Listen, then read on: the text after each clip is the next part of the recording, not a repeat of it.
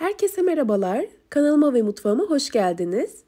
Bugün sizlere nefis haşhaşlı çörek tarifiyle geldim. Yapımı oldukça pratik, tam ölçülü bir tarif. Bu şekliyle hazırladığınız takdirde çok beğeneceğinizi düşünüyorum. Kullanmış olduğum malzemeleri videonun açıklama kısmında belirttim. Bu arada beni hangi şehirden izlediğinizi videonun yorumlar kısmında belirtirseniz çok mutlu olurum. Ben sözü daha fazla uzatmadan hemen tarifimin yapımına başlamak istiyorum. İlk olarak 1 su bardağı sütü ısıttım. Ilık derecede olması gerekiyor kullandığım sıvı malzemelerin. Üzerine 1 su bardağı ılık suyu ilave ettim. 2 yemek kaşığı kadar şekeri ve 1 paket yani 10 gramlık paketlerden kuru instant mayayı ekleyerek şeker çözününceye kadar güzelce karıştırdım. Burada en önemli olan püf nokta suyun ve sütün ısı derecesinin parmağımızı yakmayacak derecede olması. Üzerine 1 çay bardağı sıvı yağı ekliyorum. Diğer tarafta 1 adet yumurtanın sarısıyla beyazını ayırdım. Beyazını içerisine ekliyorum. Sarısını da ayrı bir kapta üzerini kapatarak çöreğin üzerine sürmek üzere bekletiyorum. Bu malzemeleri de ekledikten sonra kısaca bir karıştırıyorum. Sonrasında unu ve tuzu ekleyeceğim. Ayrı bir kapta 6 su bardağı unu hazırlamıştım. Bir miktar unu ekledikten sonra üzerine 1 dolu tatlı kaşığı tuzu ekleyerek biraz kıvam alıncaya kadar spatula ile karıştırmaya devam ediyorum. Bu arada kullanmış olduğum su bardağının ölçüsü her zaman olduğu gibi 200 mililitre, yani evlerimizde olan klasik su bardaklarından. Çay bardağının ölçüsü de aynı şekilde 100 mililitre, yani klasik çay bardaklarından. Biraz kıvam aldıktan sonra bir miktar daha un ekledim. Artık elimle yoğurma işlemine geçeceğim. Bu şekilde yoğurmak daha kolayıma geliyor. Beni sürekli izleyenler bilir. Genelde hamurumu yoğururken biraz kıvam alıncaya kadar spatula ile sonrasında elimle yoğururum. Unu kontrollü bir şekilde eklemekte her zaman fayda var. Ele yapışan yumuşak bir hamur yoğurmamız gerekiyor. Yoğurmaya devam ettikçe kıvamı bu şekilde gördüğünüz gibi. Birkaç dakika boyunca güzelce yoğurmam gerekiyor hamurumu. Böylelikle çok daha güzel kabaracak, çok daha lezzetli olacak yaptığım hamur işi. Birkaç dakika boyunca güzelce yoğurduktan sonra şöyle toparlıyorum alttan doğru. Ele yapışan bir dokuda gördüğünüz gibi çok fazla un ekleyip sert bir hamur yoğurmayın lütfen. Hamurumu toparladıktan sonra ilk olarak üzerini streç filmle kapatıyorum. Sonrasında üzerine bir mutfak örtüsüyle kapatarak ortalama 1 saat kadar mayalanmaya bırakıyorum. Bulunulan ortamın ısısına göre bu süre değişebilir. 45 dakika ile 1 saat arasında hamurumuzun hacmi 2 katına çıkacaktır. Hamurumun mayalanmasına yakın iç malzememi hazırlıyorum. Şöyle haşhaş ezmesi hazır bir şekilde satılıyor marketlerde. 250 gram kadar benim kullandığım. Üzerine 1 çay bardağından biraz eksik toz şeker ve yarım su bardağından biraz fazla sıvı yağ ekleyerek tüm bu malzemeleri güzelce karıştırıyorum homojen hale gelinceye kadar. Bardak ölçüsüyle verecek olursam dediğim gibi 250 gramdı benim kullandığım haşhaş ezmesi paketi. 1 su bardağından bir tık fazla haşhaş ezmesi var burada. Belirttiğim gibi tüm marketlerde bulabilirsiniz bu ürünü. İç harcımız hazır olduktan sonra onu bir köşeye alacağız. Hamurum istediğim şekilde çok güzel mayalandı. 2 katına çıktı hacmi gördüğünüz gibi. Üzerine açtıktan sonra şöyle havasını alıyorum ve biraz yoğuruyorum. Yoğurma kabını temizleyerek. Hamurun mayasını almamız önemli. Böylelikle maya kokusu olmayacaktır yaptığınız hamur işinde. Şöyle biraz yoğurduktan sonra hafifçe tezgahı unlayarak hamurumuzu tezgaha alalım. Hamurumuzu tezgaha aldıktan sonra şöyle toparlayalım ve 6 eşit parçaya bölelim. Böldüğümüz parçaların boyutlarının birbirine yakın olmasına dikkat edelim. Böylelikle yaptığınız çörek daha nizami olacaktır. Biri büyük, biri küçük olursa boy eşitsizliği olabilir çünkü. Büyük olan parçalardan küçüklere takviyelerde bulunarak hamurlarımı beze haline getirdim elimle yuvarlayarak. Hamurun yumuşaklığını bu şekilde elimle oynarken daha iyi görüyorsunuzdur diye düşünüyorum. Bu tarz tariflerde hamurun yumuşak olması en önemli, en kritik noktalardan biri. Tezgahı biraz unlayarak hamurumu servis tabağı boyutunda merdane yardımıyla açacağım. Çok fazla inceltmenize gerek yok bu aşamada. Belirttiğim gibi servis tabağı boyutunda açmanız yeterli olacaktır. Şöyle birkaç hamlede zaten o boyuta geliyor hamur. Bu kadar yeterli olacaktır. Altı bezeyi de açtıktan sonra şekil verme işlemine geçeceğim. Bütün hamurlarımı açıyorum ilk olarak, ondan sonra şekil vereceğim.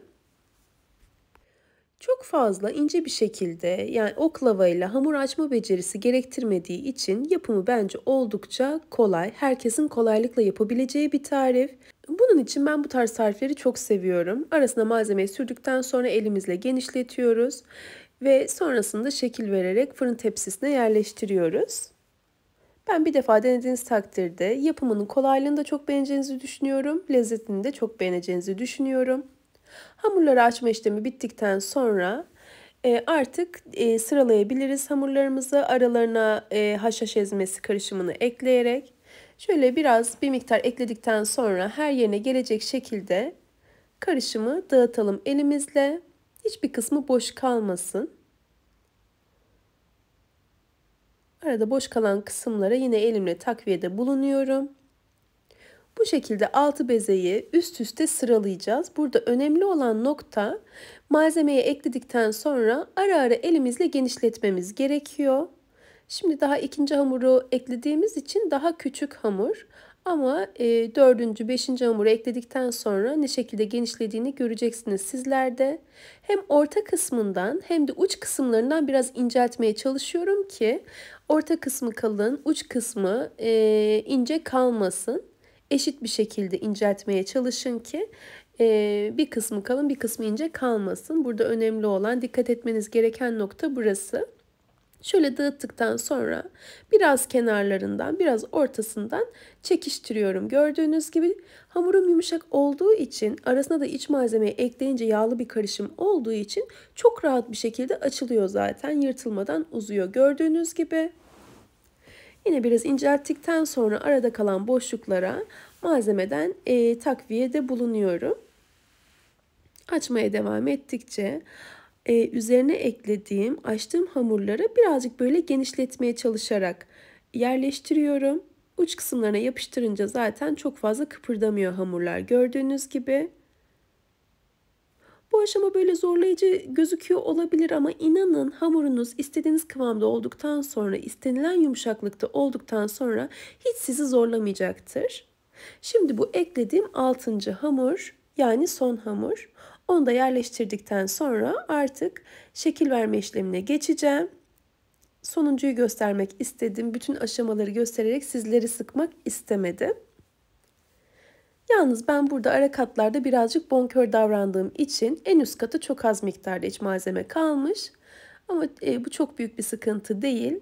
Yine her yerine gelecek şekilde elimle dağıtmaya çalıştım. Bu katta da bir miktar daha bol olsaydı daha da iyi olacaktı. İstediğim gibi olacaktı ama dediğim gibi çok büyük bir sıkıntı değil bu. Bu işlemi fırçayla da yapabilirsiniz ama elinizle yaptığınız kadar rahat olmaz. Bunun için elinizi bulaştırmaya korkmayın. Elinizle yapın derim bu dağıtma işlemine. Çok daha rahat çalışacağınızı düşünüyorum. Şöyle kameranın açısından biraz çıktığı için ortaya alıyorum. Birazcık ortalıyorum. Size de tamamıyla hangi işlemleri ne şekilde yaptığımı net bir şekilde gösterebileyim. Biraz detaylı bir şekilde anlatıyorum. Evet, bu tarz tarifleri daha önce yapmış olan insanlar için bu şekilde detaylı anlatmam sıkıcı geliyor olabilir ama inanın videoların altındaki sorulara baktığınızda çok daha temel düzeyde sorular aldığımı göreceksiniz. Birçok yemek tarif kanalı bunu yaşıyor. Bunun için detaya inerek anlatıyoruz. Hiç mutfağa girmemiş fakat bu tarz tarifler denemek isteyen insanlar olabilir. Onlar için ince ayrıntısını kaçırmamaya gayret göstererek anlatmaya çalışıyorum. Bunu da belirtmek istedim bu aşamada. Şöyle kare form vermeye çalıştım hamuruma. Kare form verdim ve kenarlarını ortada birleştiriyorum.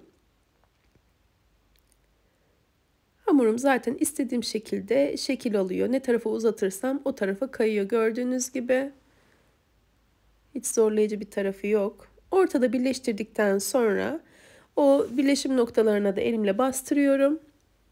Tam bir dikdörtgen formu oluşturdum. Hepsinin boyutu aynı olmalı.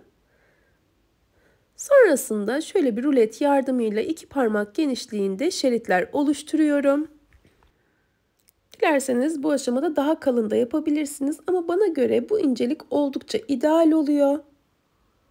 Daha kalın yaptığınız takdirde daha tok olacaktır. Çörekleriniz daha kalın, daha tok görünümü olacaktır. Şu birleşim noktalarını biraz elimle bastırarak birleştiriyorum ve sonrasında rulo yapıyorum. Gördüğünüz gibi o birleşim noktalarında hafif ayrışmalar olabilir. Ne kadar birleştirsek de, çünkü içerisinde yağlı bir harç var. Neticede ayrışmasına sebep olabilir. Biz rulo yaptıktan sonra eğer hamurlar ortadan bir tık ayrılırsa yine elimizde müdahalede bulunarak o kısımları birleştirebiliriz. Bazılarında, benim yaptıklarımda ufak kopuklukları oluyor orta kısımda gördüğünüz gibi. Ama ben fırın kabına aldıktan sonra onları elimle tekrar düzeltiyorum. İstediğim şekli verebiliyorum. Yapımı da oldukça eğlenceli gördüğünüz gibi. Çok uğraştırıcı bir tarafı yok. Yağlı kağıt serdim, fırın kabıma yerleştirdikten sonra belirttiğim gibi hem uç kısımlarını hem orta kısımlarını şöyle elimle tekrar yuvarlayarak düzeltiyorum ki daha nizami gözüksün. Tüm mayalı tariflerimde belirttiğim şey şu: tepsi mayası yapmak oldukça önemli.